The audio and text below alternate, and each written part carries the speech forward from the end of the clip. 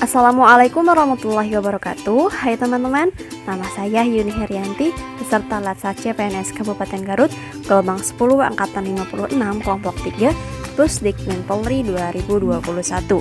Pada kesempatan kali ini kita akan membahas mengenai Whole of Government. Apa itu Whole of Government? WOG adalah sebuah pendekatan penyelenggaraan pemerintahan yang menyatukan upaya-upaya kolaboratif pemerintahan dari seluruh sektor dalam ruang lingkup koordinasi yang lebih luas guna mencapai tujuan, yakni tujuan pembangunan kebijakan, manajemen program, dan pelayanan publik. Mengapa WOG dianggap penting? Terdapat beberapa alasan yang menyebabkan mengapa WOG menjadi penting dalam tumbuh sebagai pendekatan yang mendapatkan perhatian dari pemerintah. Pertama, adalah adanya faktor-faktor eksternal seperti dorongan publik dalam mewujudkan integritas kebijakan, program pembangunan dan pelayanan agar tercipta penyelenggaraan pemerintah yang lebih baik. Kedua, terkait faktor-faktor internal dengan adanya fenomena ketimpangan kapasitas sektoral sebagai akibat dari adanya nuansa kompetensi antar sektor dalam pembangunan. Satu sektor bisa menjadi sangat superior terhadap sektor lain, atau masing-masing sektor tumbuh namun tidak berjalan beriringan, melainkan justru kontraproduktif atau saling membunuh. Ketiga, khususnya dalam konteks Indonesia, keberagaman latar belakang, nilai budaya adat istiadat, serta bentuk latar belakang lainnya mendorong adanya potensi disintegrasi bangsa. Bagaimana WOG dilaksanakan? Pendekatan WOG dapat beroperasi dalam tatanan kelembagaan nasional maupun daerah. Penataan kelembagaan menjadi sebuah keharusan ketika pendekatan ini diperkenalkan. Namun, penataan ini tidak serta-merta merubah kelembagaan atau sebaliknya, sehingga pendekatan WOG dapat dilihat dan dibedakan berdasarkan perbedaan kategori hubungan antara kelembagaan yang terlibat. Praktek WOG. Terdapat beberapa cara pendekatan WOG yang dapat dilakukan, baik dari sisi penataan institusi formal maupun informal. Cara-cara ini pernah dipraktekkan oleh beberapa negara, termasuk Indonesia, dalam level-level tertentu. 1. Penguatan koordinasi antar lembaga. Penguatan koordinasi dapat dilakukan jika jumlah lembaga-lembaga yang dikoordinasikan masih terjangkau. Dalam prakteknya, span of control atau rentang kendali yang rasional akan sangat terbatas. 2. Membentuk lembaga koordinasi khusus. Pembentukan lembaga terpisah dan permanen yang bertugas dalam mengkoordinasikan sektor atau kementerian adalah salah satu cara melakukan WOG.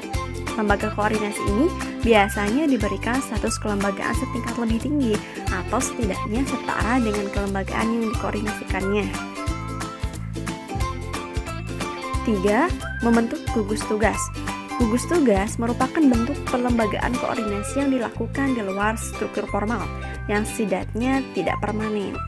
Pembentukan gugus tugas biasanya menjadi salah satu cara agar sumber daya yang terlibat dalam koordinasi tersebut dicabut sementara dari lingkungan formalnya untuk berkonsentrasi dalam proses koordinasi tadi.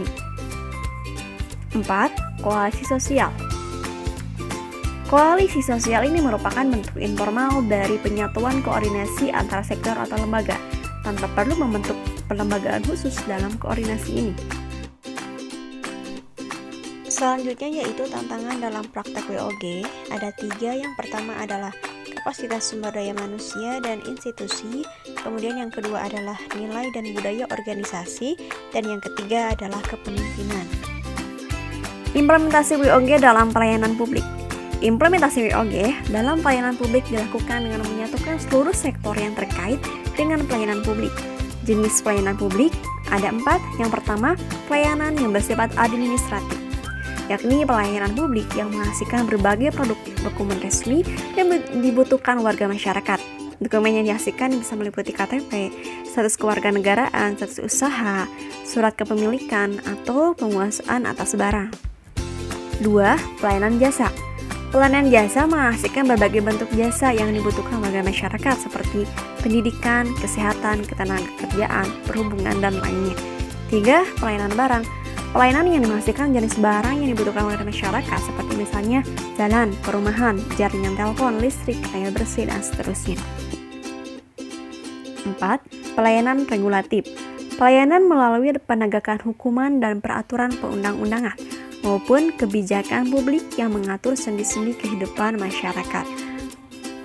Berikut adalah macam-macam pola pelayanan. Yang pertama, pola pelayanan teknik fungsional. Kedua, pola pelayanan satu atap. Tiga, pola pelayanan satu pintu. 4. Pola pelayanan terpusat. Dan 5. Pola pelayanan elektronik. Bentuk penerapan WOG, salah satu bentuk penerapannya yakni adalah e-government yang didefinisikan sebagai tata kelola pemerintahan yang diselenggarakan secara terintegritas dan interaktif berbasis teknologi IT. Ada beberapa macam. Yang pertama, penyelenggaraan PPDB online, kemudian aplikasi pengaduan masyarakat, kemudian ada aplikasi Sambara atau aplikasi Samsat Mobile Jawa Barat, kemudian aplikasi Picobar atau aplikasi Pusat Informasi dan Koordinasi Wabah Penyakit dan Bencana Jawa Barat. Kemudian ada aplikasi Mobile JKN. Demikian yang dapat disampaikan. Terima kasih atas perhatiannya. Wassalamualaikum warahmatullahi wabarakatuh.